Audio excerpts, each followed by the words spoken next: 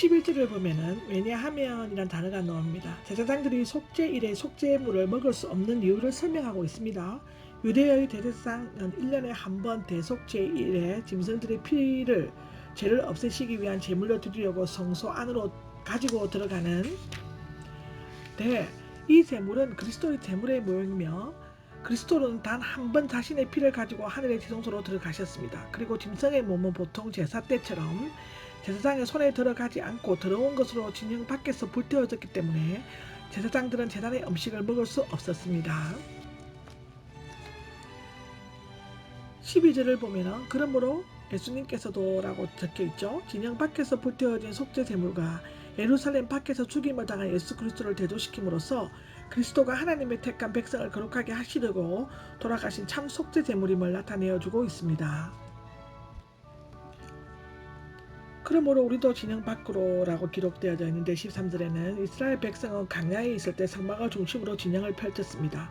그들이 그 진영을 떠나 밖으로 나가는 것은 매우 위험할 뿐만 아니라 죄를 지어 추방당할 때마다 예수님께서는 예루살렘 성문 밖에서 죽임을 당하셨으므로 우리도 그분의 치욕을 함께 짊어지고 즉 그가 십자가를 지신 것처럼 자기를 부인하고 자기의 십자가를 지고 그의 발자취를 쫓는 삶을 살아야만 합니다.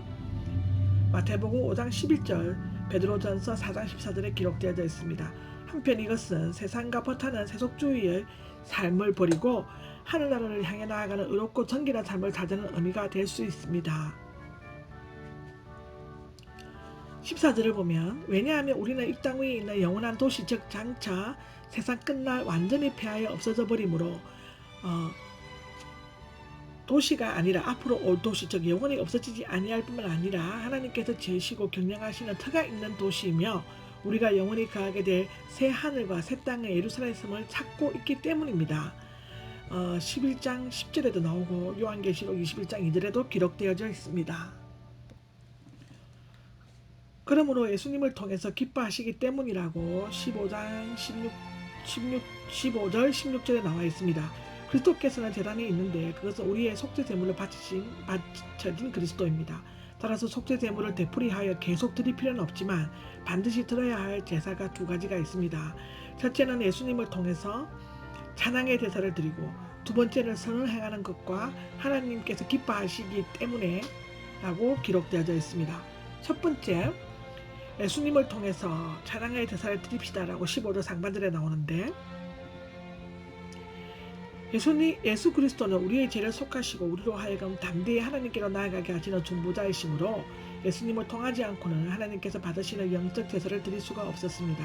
하나님께 찬양의 제사를 드립시다는 그리스도의 보혈의 공로로 다시 속죄 제사를 드릴 필요는 없지만 죄 사함 받고 하나님과 화목할 수 있게 된 우리들에게는 그와 같은 구원의 길을 마련해 주신 하나님의 은혜를 찬미하는 찬양의 제사를 드려야 한다고 레위기에 7장에 기록되어져 있고 시편 54장에도 기록되어져 있습니다. 이와 같이 하나님께 영광을 돌리고 그 이름 즉 하나님의 존재의 속성과 인격을 나타내는 것을 증거를 실제로 실천 행위는 실제로 하나님을 믿는다고 고백하는 입술 열매를 말할 수 있습니다. 무엇보다도 그리스도인은 죄의 두려움이 없애고 마음에 넘치는 감사를 예수님을 통해 하나님께 드릴 것이며 이보다 더 나은 제사는 없다고 기록되어져 있습니다. 선을 행하는 것과 하나님께서 기뻐하시기 때문이다 라고 16절에 나와 있는데 하나님께 대한 감사의 마음은 이웃에게 선을 행하고 서로 나누는 일로 나타나야 합니다. 하나님께서는 참으로 기뻐하시고 받으시는 산제사는 교회에서 형식적으로 드러나는 예배가 아니라 우리의 생활 현장에서 하나님의 뜻을 쫓아 선을 행하고 나누는 일을 힘쓰는 것이라고 열왕기상 15장 마태복음 23장에 나옵니다. 17절을 보면 여러분은 지도자들에게 순종하고 라고 나오죠. 현재의 지도자에 대한 복종이 명령되고 있는데 여기서 지도자들은 이미 죽은 지도자들과는 달리 현재 교회를 이끌고 성도를 가리키는 지도자들을 말합니다. 순종하다는 지도자의 가르침에 설득되어 순응하는 것을 의미합니다. 복종하다는 옳은 가르침에 자기를 굴복시키거나 완전히 굴복하는 상태 아래에 있는 것을 의미합니다. 아마도 이런 명령을 한 것은 본서 수신자들 중에 복음 진리를 떠나 유대교로 되돌아가려는 유대인 개종자들이 지도자들을 잘 따르지 않고 대적하는 경향이 있기 때문인 것으로 추측됩니다. 그러나 그들이 순종하고 복종해야 할 분명한 이유는 그들이 마치 하나님께 자신들이 한 모든 일을 알아야 할 자들인 것처럼 깨어 있어야 합니다.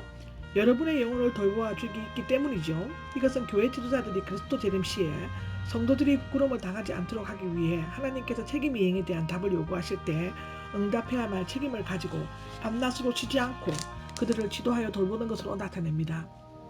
그러므로 그들은 성도들에게 순종과 존경을 받을 만한 자격과 권위를 갖추어 있습니다. 그러므로 그들도 하여금 이 일을 기쁨으로 행하게 해야 한다고 기록되어 있습니다. 만일 그들이 근심하면서 이 일을 행하게 되면 수신자들에게 유익이 되지 못할 것이고 교회 지도자들은 사랑하는 마음으로 최선을 다해 성도들을 이끌고 지도하는데 성도들이 불순종하고 거역하게 되면 근심하며 의욕을 잃게 되고 그로 말미암아 교회는 정상적인 기능을 발휘하지 못하고 혼란과 침체 속에 빠지게 될 것이라고 기록되어져 있습니다. 아멘. 18절에서 21절은 히브리스 기자는 본서를 마치면서 기도를 부탁하고 있습니다. 또 그 자신이 기도를 드리고 있다고 우리를 위해 기도해 주십시오라고 기록되어져 있죠. 여기에서 우리는 함께 있는 동역자를 포함시킨 것이 아니라 다음 19절에서 내가 있으므로 서간 제 복수로 본서 기자 자신만을 의미한다고 볼 수 있습니다. 아마도 그 본서 수신자들에 대해 어떤 중요한 책임을 맡고 있었던 것처럼 보여지고 있죠.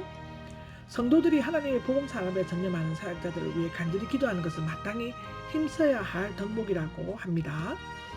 우리는 모든 일에 있어서 확신합니다라고 18절 하반절에 나오는데 이것은 히브리스 기자가 수신자들에게 기도를 부탁할 수 있는 근거와 배경이 됨을 나타내고 있습니다.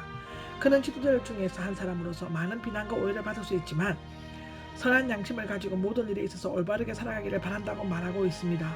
말하자면 자신은 양심에 거리낌 없이 하나님의 선하신 뜻을 쫓아 하나님의 영광과 그 나라를 위해 자신에게 주어진 모든 의무를 잘 수행했음을 나타내어주고 있습니다. 그는 세 가지 기도를 드리고 있지요.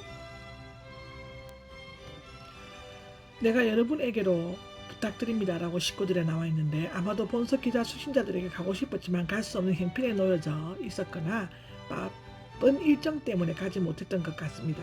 그는 이 일들로 잘 해결되어 좀 더 빨리 돌아갈 수 있도록 기도해 줄 것을 부탁하고 있지요. 21절에 보면 그분의 뜻을 이룰 수 있게 해주시고 그분은 곧 하나님이신데 그는 평화의 하나님 곧 양들의 큰 목자를 가리키고 있습니다. 양들의 큰 목자가 되시는 우리 주 예수님을 죽은 사람들 가운데서 영원한 언약의 피로 이끌어내신 분이시다라고 기록되어 있습니다. 그가 성도들에게 온갖 좋은 것을 마련해 주시어 그들로 하여금 그분의 뜻을 이룰 수 있게 해달라고 즉 성도들이 하나님의 뜻 가운데서 믿음이 성숙되고 믿음의 열매가 풍성히 맺도록 하나님께서 역사해 주십시오라고 기도했습니다. 즉 하나님께서 수신자들이 필요로 하는 모든 것을 은혜로 공급해 주셔서 온전케 함으로써 하나님 자신의 뜻을 행할 수 있도록 해주시기를 기도하고 있습니다. 예수 그리스도를 통하여 빕니다 라고 21절에 나와 있는데 우리는 예수 그리스도를 통하여 제사함 받고 하나님의 자녀가 되어 영생에 이르게 되며 하나님께서 기뻐하시는 일을 하나님과 인간 사이의 중보자 대신 예수 그리스도로 말미암아 성취된다고 히브리 기자는 하나님께서 기뻐하시는 일을 우리 안에서 행해 주시기를 빌고 있습니다. 하나님께서 기뻐하시는 일은 그리스도인들이 하나님을 기쁘게 섬기며 하나님께서 기뻐하시는 제사를 드리는 것, 이 일은 성령께서 우리 가운데 내주하셔서 주권적으로 역동적으로 역사하실 때 행하여진다고 기록되어져 있습니다. 모든 일은 하나님으로 시작하여 하나님으로 진행되어 하나님으로 마쳐진다고 케빈은 말하고 있습니다. 제가 제일 좋아하는 주석 연구가 닥터 케빈입니다.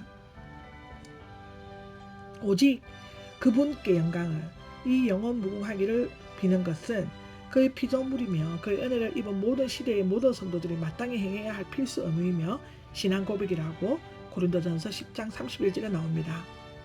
왜냐하면 그는 천지 만물을 만드시고 우리의 구원을 계획하시고 이루셨기 때문입니다. 이상의 기도와 성령은 간추린 교리와 잘 정돈된 신약 체계로 이루어지고 있는데 곧 신관, 그리스도관, 그의 죽으심과 부활, 속죄관, 성도의 성결한 삶으로 되어 있습니다.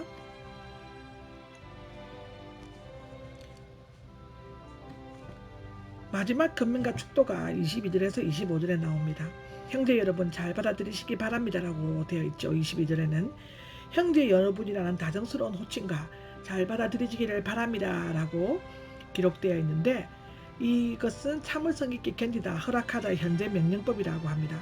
부드러운 표현으로 쓰는 것은 그동안 배교나 불교 신자에 대한 엄격한 하나님의 진노, 지도자와 수신자들 사이의 갈등 문제를 대해 다소 과격한 표현으로 사용했기 때문에 잘 이해하고 끝까지 참고 읽어주기를 바라기 때문이라고 이 글은 그렇게 나와 있습니다. 근면의 말은 본서에 기록된 권고적인 모든 말들을 가리키는데 이 말들은 교회에서 공식적으로 행한 설교와도 같기 때문에 이를 잘 받아들이기를 마지막으로 부탁하고 있습니다. 이것은 사도행전 13장 15절에 나옵니다. 간단히 적어 보냈다는 것은 쓸 것은 많지만 간단히 줄여 썼으므로 부담없이 받아들여 마음에 새기라는 것입니다. 간단히 적었다는 것은 당시 유대 문서나 초기 그리스도 문서의 겸손함을 나타낼 때 쓰는 문학적인 표현이기도 하다고 합니다. 우리의 형제 디모데가 만나보게 될 것이라고 23절에 기록되어져 있죠. 디모데는 바울의 동역자인 디모데인 것은 틀림없으며 그가 투옥 또는 구속된 것에 대해서는 이 교 외에는 언급되고 있지 않습니다.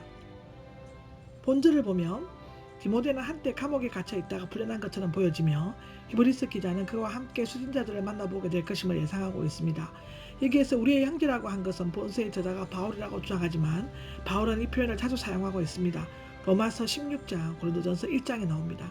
히브리서의 저자는 문제는 난제이기는 하지만 바울적인 요소가 많은 것은 사실입니다. 여러분은 인도하는 안부를 전합니다라고 24절에 나와 있는데 인도하는 사람은 교회 지도자들, 모든 성도들은 수신자들 속에 속해 있는 교회의 모든 교인들을 가리키고 있죠. 무난하도록 금이라는 것은 신약 서신들에게 공통적으로 발견되는 특징 중의 하나입니다. 이달리아에서 온 사람들이라고 기록되어 있는 것은 이달리아에 있는 지도자들로부터 번역할 수 있는데 아마도 히브리서 기자가 마침 이달리아에서 온 자들과 함께 무난하고 있는 것처럼 보여집니다. 은혜가 빕니다 라고 25절의 마지막에 나오는데요. 축도로 끝내는 것은 신약 서신들의 공통된 특징으로서 디도서 3장 15절의 축도와 거의 비슷합니다. 이 축복 기도는 그리스도께서 십자가에서 지금은 위대한 대제사장의 자격으로 제공한 은혜, 하나님께서 구속하고 인도하시며 도와주시는 은혜, 가수신자들에게 풍성히 임하기를 기도하고 있습니다. 아멘. 이것으로서 히브리서 13장이 끝났고 이것으로서 히브리서장이 모든 걸 끝났습니다.